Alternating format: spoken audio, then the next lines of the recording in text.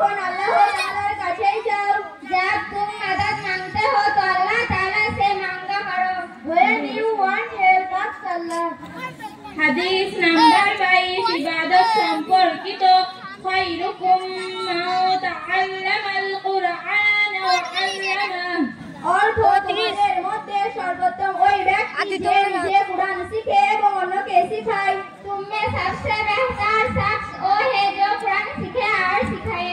The best person who is the one who reads Quran himself and teaches others. হাদিস number 23 লেনদেন সম্পর্কিত আত-তাজিরু সাদুকুল আমিনু মা'আন নাবিয়্যিন ওয়াস সিদ্দিকিন সত্যবাদী এবং আমানতদার ব্যবসায়ী কিয়ামতের দিবসে নবী সিদ্দিক ও শহীদের সাথে থাকবেন। सच्चा और अमानतदार ताजिर क़यामत के दिन नबी और सिद्दीक और शहीदों के साथ होगा। A truthful and faithful merchant will be the prophets, Siddiqs and martyrs on the day of Qiyamah. হাদিস নাম্বার